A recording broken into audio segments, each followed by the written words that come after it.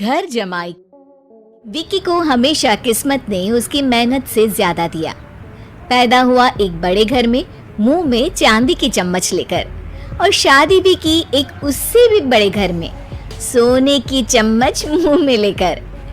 उसे मेहनत करने का शौक नहीं था, एक शौक था, वो भी घटिया शायरी करने का। उसकी हर बात शायराना ही होती थी। जैसे कि एक दिन, दूर से देखा तो चांद पे दाग था, दूर से देखा तो चांद पे दाग था, पास से देखा साबुन का छाग था। ठोको ताली।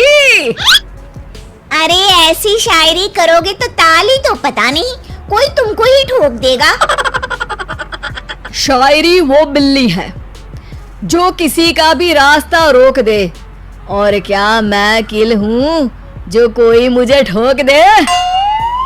मुझे तो आपसे बात ही नहीं करनी। मैं निकला था गाड़ी लेके, लेकिन दौड़ के जा रहा हूँ। मेरी शायरी कोई नहीं सुनता, मैं घर छोड़ के जा रहा हूँ। धीरे बोलिए जी, मम्मी पापा को पता चल जाएगा तो तुमको सच में तुम्हारे मायके भेज देंगे। सस्ते साबुन से मेरी कॉलर चमकी नहीं, सच में चला जाऊंगा, मेरी बात कोई धमकी नहीं। अगर शायरी ही सुनानी है तो सुनाओ, लेकिन कोई काम धंधा भी तो करो।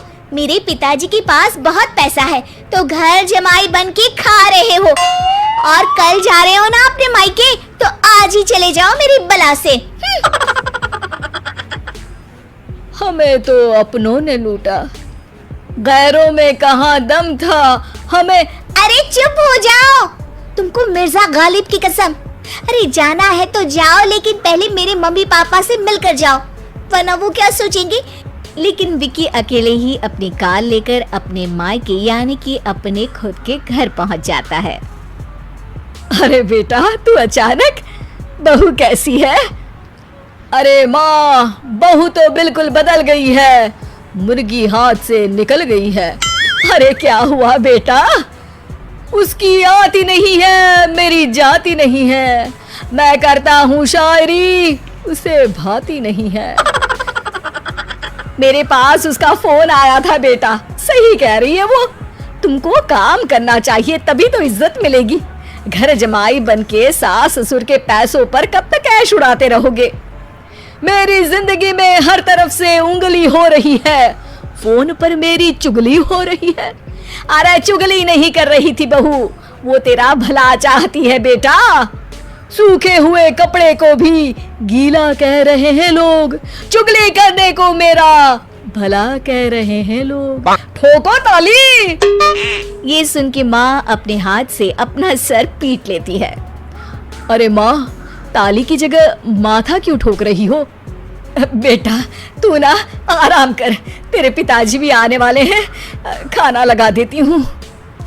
विकी अपने घर भी दिन भर टीवी देखता है, तरह तरह का खाना खाता है, दोपहर तक सोता है, चाय पीता है, वीडियो गेम खेलता है, बस काम करने नहीं जाता।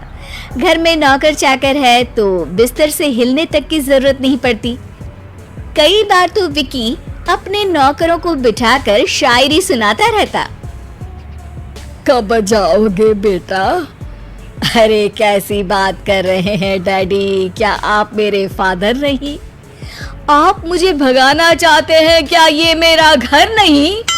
अरे नहीं बेटा, तुम्हारा ही घर है, हम तो चाहते थे कि तुम यहीं रहो और मेरा काम आगे बढ़ाओ, लेकिन तुम ही चले गए घर जमाई बनने। अरे मेहनत तो गधे भी करते हैं, मैं अच्छी किस्मत लेके पैदा हुआ हूँ, मैं घर जमाई हूँ, ससुराल का फूल गेंदा हुआ हूँ। ठोको ताली। पिताजी और माँ सच में ताली बजा देते हैं। ऐसा पहली बार होता है जब विकी की शायरी पर किसी ने ताली बजाई हो। अरे आप लोग सच में ताली बजा रहे हैं? हाँ हाँ बेटा, तुम्हारे ससुर का फोन आया था, बोला जब तक घर जमाई जी कोई काम ना करने लगे हमारे यहाँ मत भेजना।